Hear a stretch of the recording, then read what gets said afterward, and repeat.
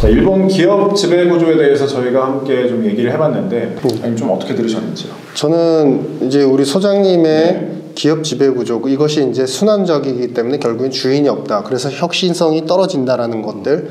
근데 이런 부분에 또 반면에는 사실은 이 일본의 자본주의 경제가 사실은 빨리 개방이 됐다고는 하지만은 개방된 이후에 축차적으로 계속 자본주의 체계를 갖춘 데선 굉장히 미비했다. 네. 그 이야기인즉슨 뭐냐면 자본주의인데 균형주의. 그러니까 약간은 이제 좋은 의미에서 균형주의지 사실은 자본주의인데 사회주의적 평등주의가 들어가 있는 개념으로 지금까지 존속을 하고 있고 이것을 저는 일본 경제 체제의 전체적인 어떤 틸레마에서 본다면은 일본 경제가 우리가 생각하는 외부적인 지표로 봤을 때 우리가 생각하는 것처럼 부채가 많고 디플레이션이 그동안 계속 있었고 임금이 오르지 못하고 그로 인해서 일본 경제가 추락을 하고 망한다라는 관점으로 볼 수 없는 구조다.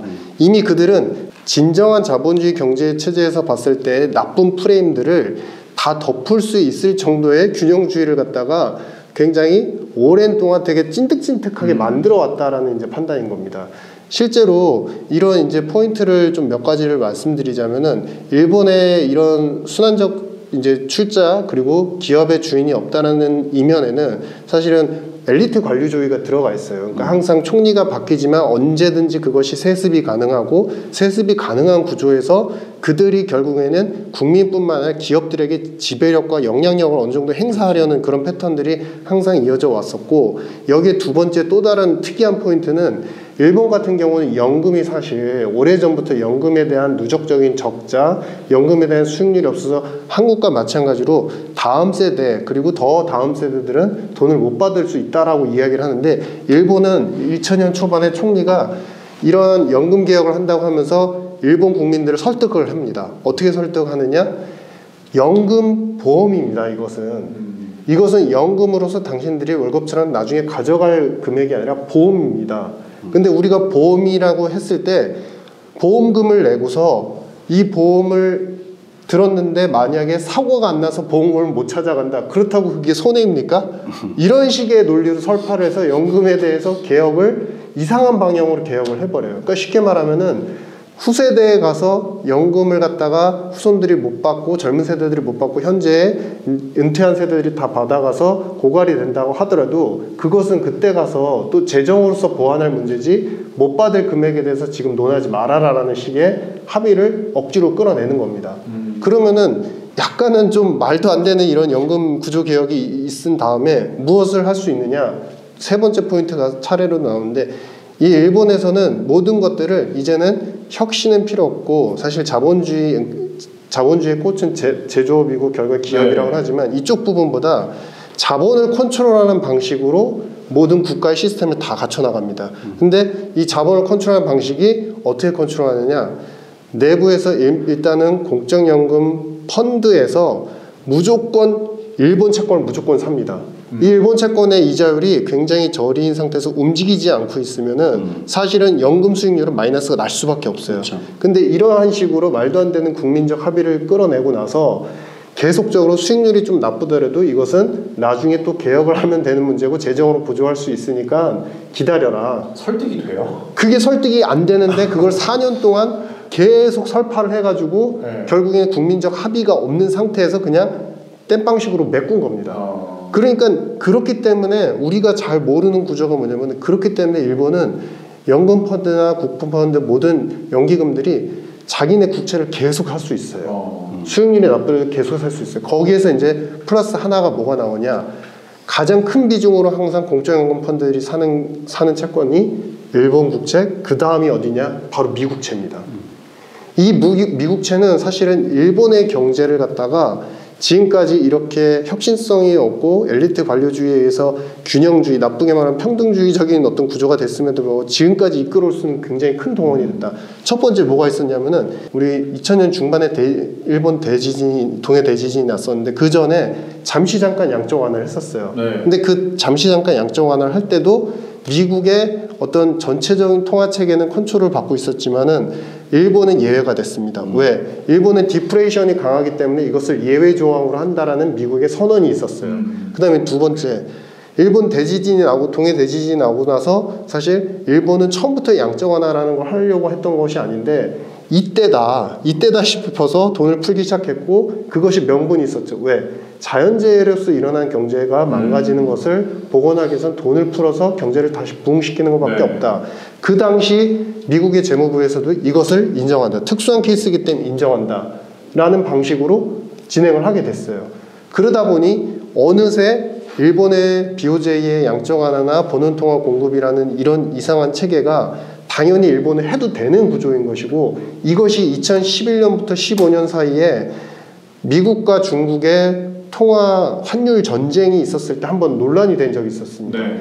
이렇게 통화를 인위적으로 돈을 풀어서 약세를 계속 유지를 시킨다는 정책은 미국 재무부에서 이야기하는 환율 조작에 해당이 되는 것인데 그것에 대해서 글로벌리하게 모두 다 이제 좀 이상하다라는 의구심을 품었고 그 당시에 많은 지적들이 학자들 사이에서 나오자 중국은 그들이 인위적으로 컨트롤을 하는 것이지만 일본 같은 경우는 특수한 케이스의 경제 상황이기 때문에 이런 양적 완화를 우리가 용인해주고 어느 정도는 이해를 해줘야 돼. 물론 이게 과도하고 지나치면 우리가 개입을 할 수 있어라고 이야기를 합니다. 하지만 결론은 어디냐? 최근까지도 이런 일본의 양적 완화는 어디까지나 받아들여지는 체계가 됐고 거기에 기반은 베이스는 딱 그거 하나입니다. 일본과 미국이 한 몸이 될 수 있었던 건 2000년 초반부터 사실 경제의 어떤 미국을 중심으로 해서 미국의 달러, 그 달러가 결국에 외부로 나가서 이 달러를 베이스로 하는 우리가 사우디의 그 많은 이제 자금들이 결국에는 미국 채권으로 다시 들어오면서 달러의 어떤 트릴레마를 균형적으로 유지할 수 있었는데 사우디가 여기서 조금씩 빠져나가기 시작합니다. 사우디의 규모가 빠져나가는데 그걸 누가 대체해 주냐? 바로 일본이 대체해 주는 거예요. 그러니까 우리가 인식하지 못하는 동안 미국과 일본 간의 자본 거래에 의한 상호 간의 그 균형적인 관계 그리고 서로 간의 어떤 밀착의 관계는 굉장히 심화가 되어 왔었다. 그러다 보니 일본은 나중에는 2000년 중반 이후부터는 어차피 그들의 제조업 같은 경우는 주인이 없다라는 부정적인 요인도 있었지만 두 번째는 뭐냐면 그렇기 때문에 공장 자체가 아웃소싱을 하거나 외부에 공장을 지어서 탄력적으로 무언가 혁신적인 상품을 만들거나 그런 것들을 할 수 없게 되었어요. 애플이 처음에 시작을 할 때 외부에 공장이 있었지 내부에 공장이 없었습니다. 근데 그러한 구조를 따라가지 못하게 그냥 컨트롤만 잘 되는 가내공업식의 확장판이라고 보시면 됩니다. 그런 구조를 이어감에도 불구하고 그러면은 그들은 미국과의 밀착 관계를 가지면서 2000년 중반에 무엇을 결심하느냐 그 전부터 쌓아왔던 순대외 채권으로 모든 경제를 다 이끌어 나가기 시작합니다. 부채는 내부에서 계속 찍어내고 그것을 갖다가 양적 완화로 도모를 해주지만 또 한편으로는 뭐냐면은 그들이 소유하고 있는 많은 자본을 통해서 결국에는 대외 채권을 계속 사들이는 거예요. 대외 채권을 계속 사들이니까 결국에는 무엇을 하냐? 아까 말씀하셨던 우리가 첫 번째 주제로 말씀하셨던 MMT처럼 결국에 균형적 관계에서 이 재무부가 계속적으로 돈을 화폐를 발행을 계속하면서 민간 부채 쪽도 계속 끌어안아주고 외부의 채권까지도 자기가 다 끌어안아주는 그런 형국이 돼버리는 거예요. 그러다 보니 이들은 경상수지가 상품 수지에선 적자가 나와도 자본 수지에서 계속 흑자가 나오다 보니까 이들의 경제가 유지가 돼버리는 것이고 그러다 보니까 부채가 사상 최대로 계속 늘어남에도 불구하고 이 부채에 대한 롤오버 위험성이 전혀 없는 상태로 지금까지 온 겁니다. 이런 상태에 있음에도 불구하고 사실은 가장 여기에 키 핵심은 무엇으로 보이냐? 미국과의 밀착 관계입니다. 미국이 여기서 만약에 통화 정책이나 환율 정책 이런 부분에 대해서 만약에 우리가 딴지를 오고 이것을 시정해야 된다는 방식으로 미국의 어떤 달러 트릴레마에서 일본이 빠지게 되면은 그때부터는 일본의 균형은 와르르 무너진다고 보여져요. 근데 그것을 지금까지 유지하고 있기 때문에 그렇기 때문에 지금까지도 YCC를 할 수 있는 것이고 이 금리 컨트롤이라는 말도 안 되는 장기금리를 이 정도로 유지를 해주면서 단기금리는 이렇게 마이너스로 해주는 이러한 이제 일드 커브를 만들 수 있다는 거는 사실상 불가능한데 미국의 허용과 자금의 어떤 보조적인 역할이 있었기 때문이다. 근데 그것을 우리와 같은 완전히 개방되어 있고 자유주의적인 어떤 자본주의적인 개념에서 이러한 부채가 많은 국가가 결국엔 디플레이션이 그동안에 있었다가 인플레이션이 왔기 때문에 금리를 인상하면 일본 경제는 와르르 무너진다라는 방식의 분석이 최근에 많은데 그렇지 않아요. 일본의 경제는 우리가 컨트롤하거나 우리가 악영향을 받는 통로와 다른 통로로 지금 진행이 되어 왔기 때문에 일본을 한꺼번에 일본의 몰락으로 표현하는 것은 굉장히 지금 부적절하다. 오히려 지금 상황에서 미국과의 관계가 이렇게 계속적으로 친밀한 관계가 일어나고 있는데 혁신성이 없다 하더라도 이미 일본과 미국은 치포해서 반도체 장비까지도 소재뿐만 아니라 기존엔 소재 거래가 많았었는데 장비까지도 서로 간에 교육을 할 수 있는 관계를 최근에 협약을 맺어버렸어요. 그러면은 오히려 한국 같은 장비, 반도체 장비 쪽의 어떤 부품 쪽에 우리가 굉장히 좀 강점이 있었던 국가 입장에서는 사실은 고래 싸움에 어떤 새우등 터지는 경우로서 우리가 낄 자리가 없어져 버릴 수 있다. 그래서 오히려 일본 경제에 대해서는 우리가 상식적인 자본주의적인 생각으로 우리가 접근해서 그들을 위험하다고 표현하면 안 되고 오히려 우리 걱정을 해야 될 것 같다라는 생각입니다. 예. 저도 지금 말씀하신 거에서 왜 일본이 막 몰락한다 이런 얘기하는 거 있잖아요. 저도 좀 불편함을 좀 느끼는데 좀 더 근본적으로 좀 이렇게 좀 말이 안 된다 싶은 얘기가 그 이른바 잃어버린 30년 뭐 이런 얘기 있죠. 일본 경제 얘기하면서.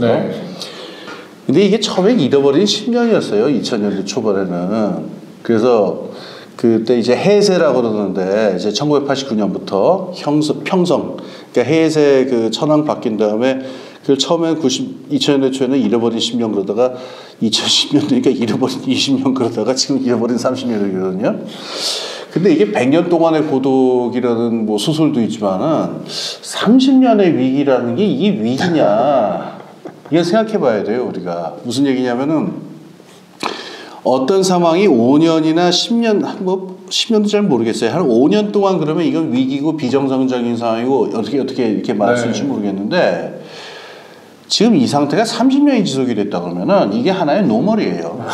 위기가 아니라. 예, 그렇게 보는 게 맞아요. 그 자본주의의 그 시대적인 구분으로 보면은 그 얘기는 뭐냐면은 80년대처럼 일본이 어마어마하게 이렇게 들썩였을 때 있죠. 그게 오히려 특이한 순간인 거고.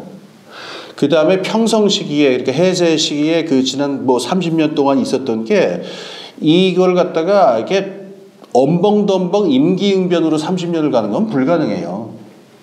그러면 30년이 유지가 됐다는 거는 30년이 유지되는 일정한 구조가 이미 형성됐다는 걸 뜻하거든요.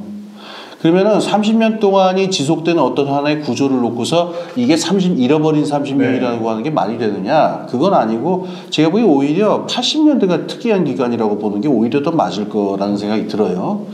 그 다음에 이제 일본에 이제 여행을 하신 분들 다 느끼고 일본 사회, 경제뿐만 아니라 정치, 사회 이렇게 쭉 지나가는 걸 이렇게 보게 되면은 어떤 놀라운 느낌을 하나 밖에 우리나라는 정말 다른 건데 우리나라는 글로벌 시장에 굉장히 깊게 편입이 돼 있고 빨리빨리 혁신해서 빨리빨리 수출하고 빨리빨리 뭔가 적응하지 않으면 안 된다 그래갖고 온 국민이 사회가 들썩들썩하는 그런 특징을 갖고 있는데 좋다 나쁘다를 떠나서 일본에 가보면은 그런 식의 프레셔가 존재한다라는 느낌 못 받아요. 그러니까 영어 간판도 별로 없고 기차역이나 그 어떤 지하철역에서 영어 방송도 잘 안 나오고 그 동경 지하철 시스템은 도저히 알 수가 없고 다시 말해서 일본은 30년 동안 어떻게 보면은 자기들 나름의 안정적인 어떤 시스템을 갖춰왔다라고 보는 게 저는 맞는 것 같아요. 근데 그 부분에서 바로 지금 유신익 박사님이 지적하신 부분이 되게 중요한데 우리가 어떤 부분 이를테면 은행 시스템 부분이라든가 자본시장 부분이라든가 기업 지배 소유 구조 요 하나만 띄워놓고 보면 말이 안 되고 지속 불가능할 것 같은데 일본이 그 대외적으로 가지고 있는 그 어떤 그 자산이 어마어마하거든요. 외국 투자를 굉장히 많이 했기 때문에. 그리고 일본 제조업이 굉장히 강하고 지금 말씀하신 대로 미국과의 어떤 강력한 결합 관계들이 있기 때문에 이 시스템이 유지되는 어떤 그 관리되는 시스템 전체는 전체 거시적인 어떤 대외 관계나 국가 관계나 전체 그 자금 순환의 전체적인 흐름 이런 걸로 봐야 이게 보이는 거지. 어떤 자본시장 한 부분 어느 한 부분 뭐 혁신 이거 하나만 보고서 판단하는 문제는 전 아니라고 생각해요. 그게 30년 동안 만들어진 잃어버린 30년이 아니고 30년 동안의 일본의 하나의 뉴노멀이 아닌가. 그래서 저는 잃어버린 30년이라는 말도 좀 동의가 안 되고 일본이 뭐 당장 뭐 어떻게 위기에 처한다. 뭐 YCC 그게 지금 뭐 무너진다 그래가지고서 뭐 이제 일본도 이제 궁지에 몰렸다 자꾸 이런 얘기 나오는데 저는 너무 섣부른 판단인 것 같아요. 그 얘기를 하기 전에 지금 유승익 박사님이 지적하신 대로 그다음에 제가 아까 얘기한 그 일본 기업집의 소유 구조도 다 이렇게 그 종합적으로 따져 보면은 이거는 굉장히 국가자본주의 성격을 갖고 있어요. 유승익 박사님은 그걸 이제 사회주의적인 성격이 있다라고 말씀하셨는데 통하는 얘기입니다. 그냥 미국식 자본주의가 아니고 굉장히 국가를 중심으로 모든 조정과 이 어떤 하모니가 이루어지는 저거기 때문에 국가 자본주의 체제로서의 전체 시스템을 이해하면서 어디로 가느냐 이렇게 포괄적으로 접근해야 균형 있는 판단을 할 수 있을 것 같아요. 일본만이 가진 독특한 구조 때문에 가능한 거겠네요. 네. 지금 이런 논리대로 하게 되면 사실 망하려면 그전에도 망할 일들은 많았어요. 예. 이미 새로운 뉴노멀을 가고 있다. 뉴노멀을 가고 있다. 예, 지난 30년 내에 형성된 뉴노멀이 있지 않느냐라고 하는 관점에서 한번 볼 필요 있다. 네.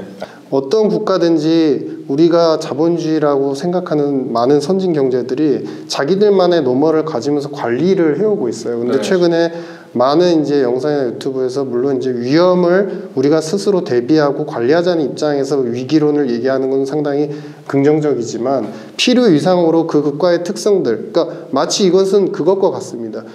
서양에서 최근에 우크라이나 전쟁이 나고 나서 우크라이나나 러시아를 바라보고 그 다음에 중국을 바라봤을 때 이들은 결국에는 무너질 것이다라고 서양에서 일방적인 입장에서 바라봤던 시각과는 다르게 현재는 그들은 더욱더 그 결합이 강력해지고 굉장히 공고해지고 있어요. 근데 그러니까 한쪽의 측면에서 우리가 쉽게 말하면은 아이를 바라볼 때는 아이 시선으로 봐야 되는데 어른의 시선에 바라보면서 저 아이는 문제가 있어라고 평가를 하게 되면 그 국가에 대해서 계속 부정적인 어떤 인식만 늘어나게 되고 우리가 그들한테 배울 것 그리고 따라갈 포인트에 대해서 놓치게 돼버려요. 그래서 이러한 과도한 편협된 그러니까 한쪽에 치우친 시각으로서 어떤 국가를 계속 평가하는 것은 좀 우리가 지양해 볼 필요가 있다. 오히려 저는 앞으로도 소장님과 함께 각 국가별로 지금 특성이 어떻게 이루어져 왔는지 바로 그 뉴노멀 그러니까 새로운 노멀에 대해서 그들이 어떻게 균형을 갖춰왔는지를 분석해보고 얘네들이 진짜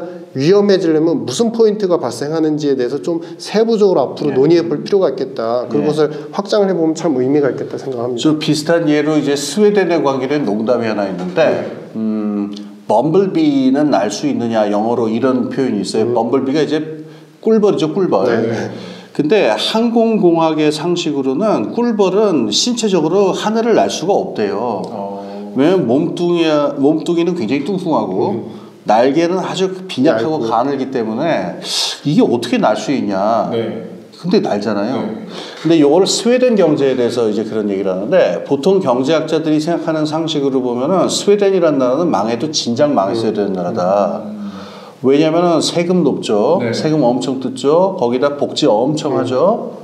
그 다음에 그 뭐 각종 규제라든가 이런 게 뭐 여러 가지 있고 그러니까 이게 경제학 교과서에서 보게 되면 이 나라는 경제가 망할 수밖에 없는 나라인데 망하긴 뭘 망해요. 이 나라는 뭐 어떤 종류의 지표로 보더라도 북유럽 나라들은 굉장히 높게 나오거든요.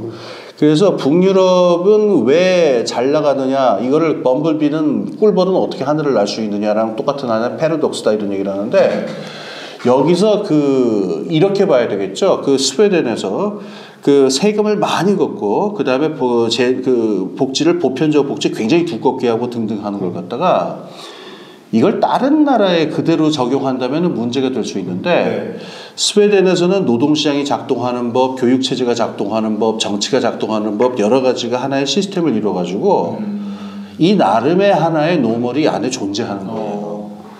그러니까 범블비도 그러니까 꿀벌이 하늘을 날 수 있는 것도 마찬가지로 이렇게 세금을 많이 걷고 복지를 많이 한데도 경제가 잘 될 수 있다라고 하는 거는 요거는 어느 한 부분만 봐서 되는 게 아니고 그 나라의 독특한 자본주의 체제 전체를 봐야 되는데 요걸 이제 학계에서는 자본주의 다양성이라고 그래요. Varieties of Capitalism이라고 그래갖고 나라마다 다른 자본주의 형태가 있고 우리나라도 다릅니다. 굉장히 다르고 그래서 이런 나라마다 다른 형태를 어떤 정치, 사회, 경제적으로 이렇게 좀 종합적으로 보고서 판단하는 게 훨씬 현명하지.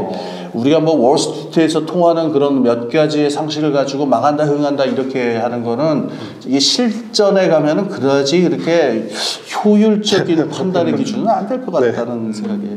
각 국가별로의 여러 특성이 있기 때문에 그렇죠. 역사적, 정치적, 문화적 특성들이 다 있기 때문이죠. 쉽게 생각할 부분은 또 아닌 것 같네요. 예. 그렇죠. 알겠습니다. 자, 오늘 일본 기업 지배 구조로 본 일본의 경제 상황, 그 다음에 일본은 단순히 뭐 망하는 국가는 아니다, 위기는 아니다 이런 얘기까지 조금 함께 해본 것 같습니다. 자, 오늘 유신익 박사님 그리고 홍기빈 소장님과 함께 이 시간 함께 해봤습니다. 여러분 고맙습니다. 감사합니다. 감사합니다.